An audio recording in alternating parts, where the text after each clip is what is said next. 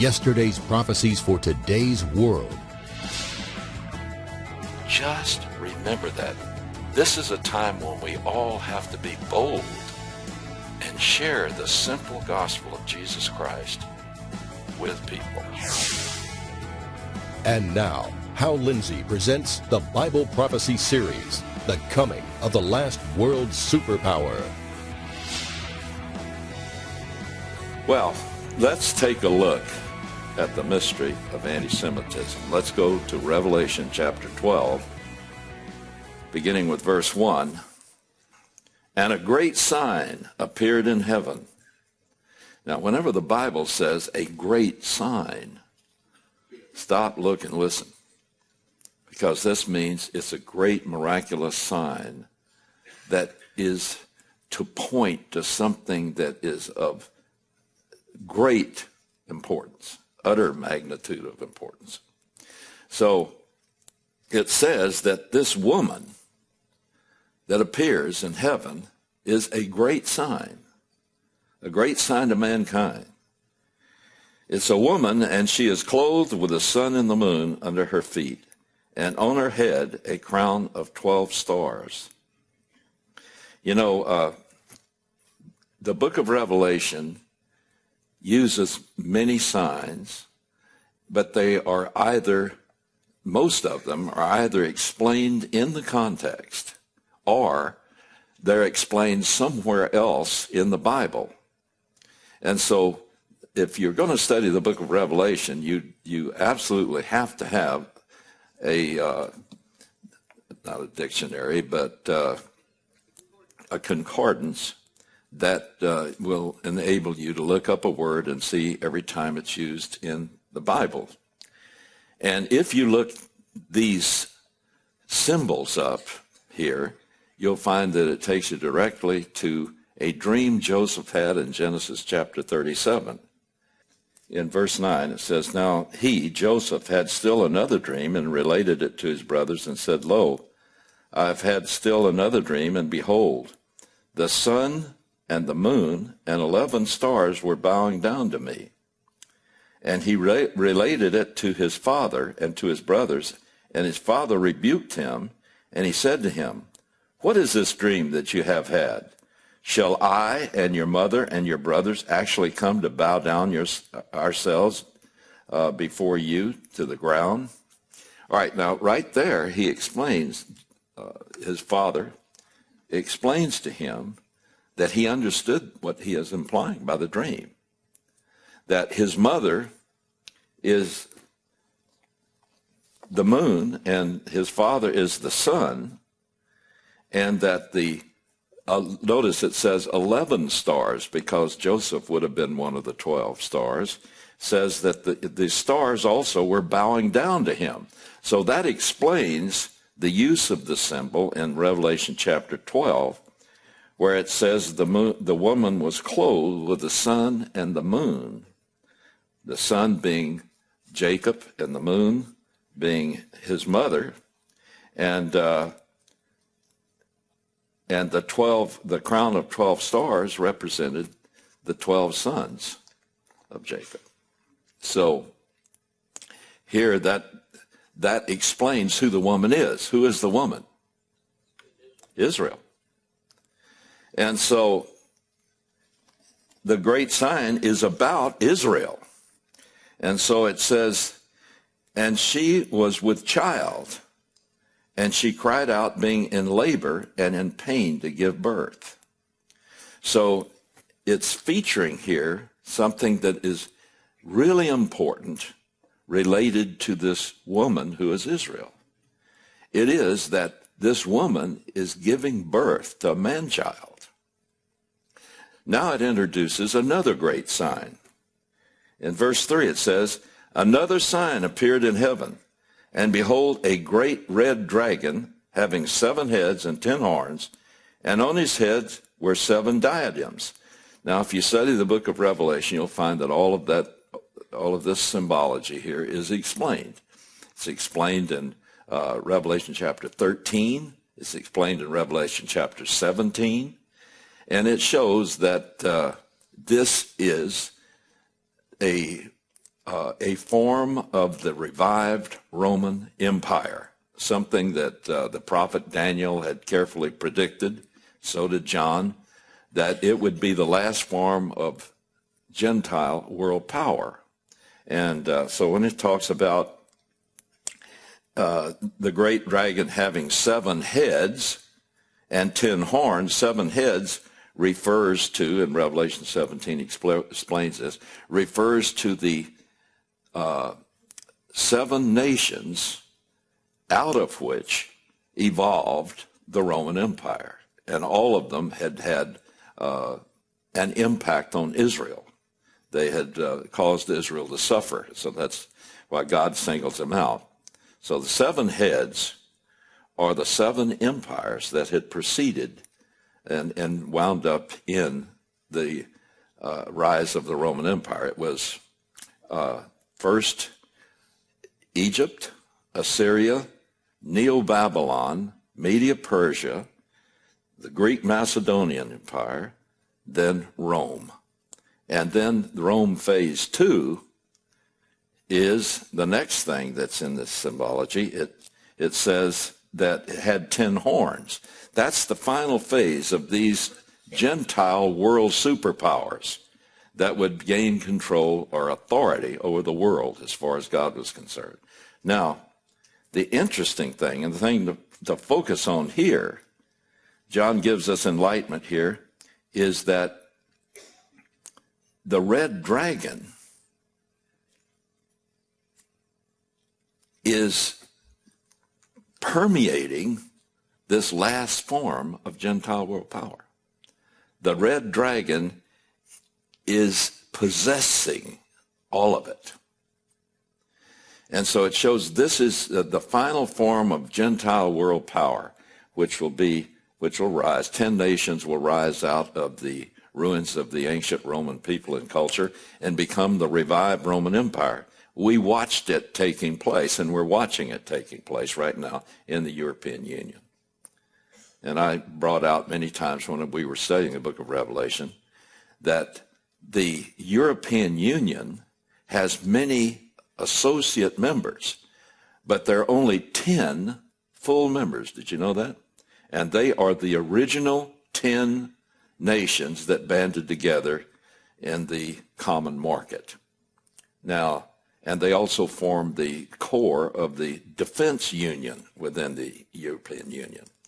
So what it is bringing out here is that Satan will be in total control of the final form of this Gentile world power, a revived form of the Roman culture and people, and that it's going to be used by Satan to directly try to destroy Israel. Now read on. And his tail swept away 1/3 of the stars of heaven and threw them to the earth. And the dragon stood before the woman. Now the stars are angels that followed Satan against, or followed Lucifer, who became Satan. The stars are in this context, are the angels that followed him in the rebellion against God. This happened before man was created. And so in the middle of this period of 7 years that immediately precedes the coming of Christ back to the earth, God is going to throw them out of heaven. He's not going to let them have access to heaven any longer. And that's what it's talking about. They're thrown to the ground. 1/3 of the angelic creation followed Lucifer in the rebellion against God. The main point is this, verse 5. And she, Israel, gave birth to a son, a male child, who is to rule all the nations with a rod of iron, and her child was caught up to God and to his throne. Now, this gives us the essence of why there's such a supernatural hatred of the Jew that we call anti-Semitism. It's because Satan has always tried to get at Israel, because Israel is the people through whom the Savior and the Messiah of the world is born. So it talks about him trying to kill him, and he goes through the crucifixion and is caught up to heaven. But then the Apostle John is concerned about the period of history that is 7 years, and it's that 7 years that immediately precedes the return of Christ to the earth, and what we call the second coming. It says, and the woman fled into the wilderness where she had a place prepared by God so that there she might be nourished for 1,260 days. If you figure that out in biblical years, which are lunar years, that adds up to 3.5 360-day years, the lunar year. So what this is saying is that God is going to have to supernaturally protect Israel during the tribulation in this last half of it, or Israel would be annihilated. And it's simply saying he has a place prepared to preserve a remnant, and he's going to do that. But what I wanted you to get from this is that there has always been this relentless effort of Satan to destroy Israel from its very beginning. And so this brings up a whole raft of things. You know, what we see going on the stage of the world right now about Israel is something that, most people don't see the significance of it. But let me just give you an object lesson. I'm going to open my Bible to the book of Acts. I'm opening at Acts chapter 2. Now, you see how much Scripture's here and how much is here? All of this is focused on one people, Israel. Up here is focused on the church. Now, God never wastes words.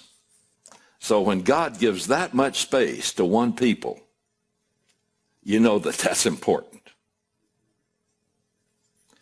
And what happens to Israel is at the center of understanding what's about to happen in prophecy. And it's at the center of getting straight with God and understanding God and how he operates. Israel was created by God at a time when the world that survived the flood and was and began to regenerate the world after the flood soon became hostile toward God. As a matter of fact, at the Tower of Babel, they organized the first organized religion, which was astrology, and they were leading Nimrod. His name, by the way, means in Hebrew, "We will revolt." Nimrod was the first world leader. That there was one world, one people, one leader, one world government, and he proceeded to lead everybody into rebellion against God, wrapped around a religion based on astrology. Now, from that time on, all the peoples of the world, God scattered them by confusing their languages and giving them different languages, which made them separate. But as these individual peoples evolved, they got farther and farther away from God until they got to a point where they didn't want to retain the knowledge of God in their culture anymore. It was at that time that God called an Assyrian from Ur of the Chaldees, which is up in Iraq today, a man named Abram. He called him and specially guided him and protected him and brought him to the land of Canaan which today we call Palestine. It was a promised land after it was Canaan. But he brought him to Canaan, and he made some promises to him. Now, he took this man and created from him a nation based on these promises he gave him. And from the beginning, God selected this man and created a nation from him with the purpose of, through his descendants, revealing the written word of God that could be kept on earth through this nation and could preserve how to know God so that the rest of the world wouldn't be lost without any idea of how to know God. That's reason number one why Israel was created. Reason number two, the second reason was that through this nation, through the descendants of Abraham, would be born a Savior who would die for the sins of the rest of the nations as well as Israel. Reason number three, Israel was to preserve the word that was revealed to them, and they were to spread the knowledge of how to know God to the rest of these nations that had rebelled. Now, they failed to do that in most cases. But the last purpose for this nation is that they would become the evangelists who would spread this word to the rest of the world. Look with me at Genesis chapter 12, and I will show you where this was given. Chapter 12, verse 1. Now the Lord said to Abram, go forth from your country and from your relatives and from your father's house to the land which I will show you. And, now there's several I wills here. And when God says I will, that means it is an unconditional, binding covenant forever. So this is what God had said to Abram before he left his land of Ur of the Chaldees. And I will make you a great nation. So the first promise is that he would make a great nation of him. And then there are some personal promises that he makes to Abraham. He says, and I will bless you. So the first personal promise is that he would bless Abraham. And certainly he did. He was blessed with long life. He was blessed with protection. He was blessed with wealth. And then it says, and I will make your name great. So that's the second personal promise. And you shall be a blessing. Now, all of those promises were fulfilled to Abraham. These were personal things to him. He said, I will make a great nation of you. He said that I will make your name great. Is there anyone with a greater name than Abraham today? He's known as the father of 3 religions. Even Islam recognizes him as the father of their religion. And Judaism and Christianity. It says, and you shall be a blessing. And he was a blessing to many, many peoples during his lifetime. Now he goes on to make another I will. And I will bless those who bless you, and the one who curses you, I will curse. So let me make this vivid. I will bless those who bless you, and I will curse those who curse you. Now, this is a promise that God saw as necessary, because God foresaw that Abraham and his descendants would be the target of Satan from the time he chooses him and makes these promises to him. So he promises Abraham and his descendants this protection. Any of the Gentiles who bless you, I will bless you. But any of the Gentiles who curse you, which means seeks them harm, I will curse. God himself made that promise. And it's still binding. And then the final part of this promise, and in you all the families of the earth shall be blessed. You see, there is the promise that out of his descendants, out of you is from your seed, from your descendants, but especially one, because seed is in the singular. In your seed, all of the nations of the earth shall be blessed. So that shows why Israel was created. We say, why? Israel's the chosen people. Why? Well, most people think it's not fair because why should people who act the way they've acted in history be blessed? And why did God choose them? Well, as Tevye said in Fiddler on the Roof, Lord, I know we're the chosen people, but sometime couldn't you choose somebody else? Well, you see, they were never chosen because they were more special than any other people. God just sovereignly picked out Abram, who became renamed as Abraham, which means father of many nations. And God chose him for the purpose of reaching the other nations that were trying to get away from God. God loved them so much, he wanted to set it up so his word, his name, and knowledge of him, true knowledge of him, would not be wiped out from the earth. And so that people would not be in darkness and have no way to come in salvation.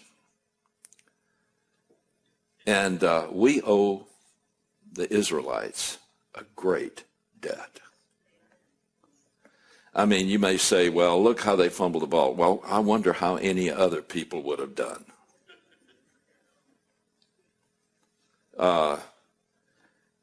If you look at Israel and how God, actually one of the greatest ways to understand God and to understand how he feels and how he works with mankind is to look at how he worked and is faithful to Israel. Aren't you glad God's faithful to Israel? Because the fact that he is faithful to Israel, despite their rebellion, guarantees he's going to be faithful to me. And so when people get into this anti-Semitism, they're chopping the basis of having any confidence in God taking care of them.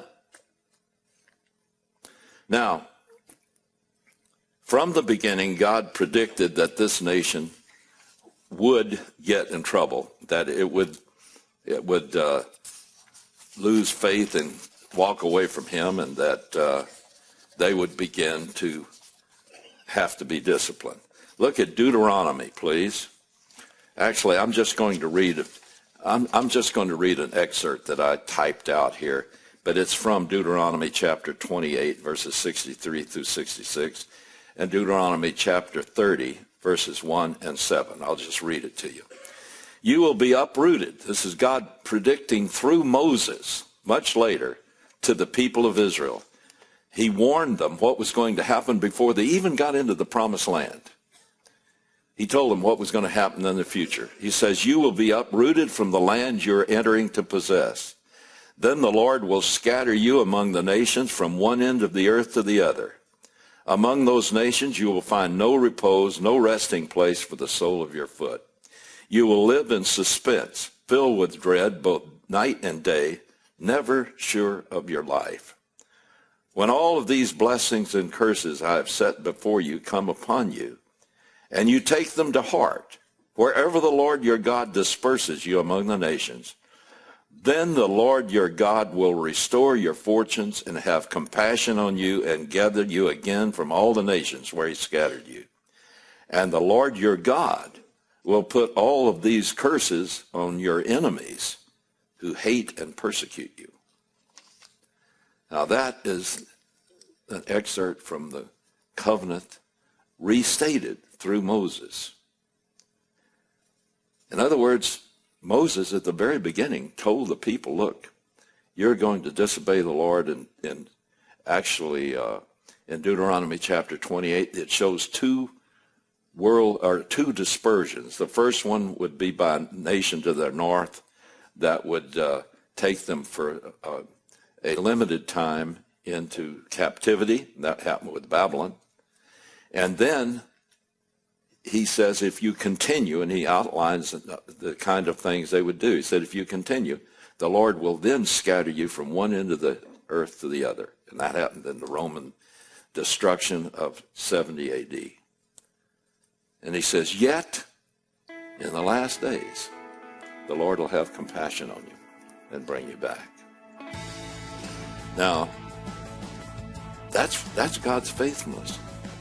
God, when he makes a promise, he will not break that promise. He will make it happen. It's unconditional. And God will see to it that there will be a believing remnant out of these people, the descendants of Abraham, who will be brought back to the land of Israel, and that believing remnant will be used to set up a kingdom under the rulership of Jesus Christ that will rule the world for 1,000 years. God promised he would do that. He's going to do it. Join us next week for Hal Lindsey, the Bible Prophecy Series, The Coming of the Last World Superpower. The moment you believe in Jesus Christ, you become God's possession. You are bought with the blood of Jesus Christ. You can't earn it. You can't deserve it. You can't buy it. And you can't lose it. Because if you could, you would. Thank you so much for standing with me as a watchman on the wall. I pray daily that he will reward your faithfulness and protect and prosper you in these difficult times. Thank you again for being a vital part of my team. You can find more of Hal Lindsey at his website, www.hallindsey.com. There you can access our video and article archives. Visit our online store for Hal Lindsey CDs, books, and other specialty items. To support this program, send your tax-deductible gift to Hal Lindsey Media Ministries, P.O. Box 470470, Tulsa, Oklahoma 74147. You can also support this ministry online. Visit hallindsey.com or call 1-888-RAPTURE.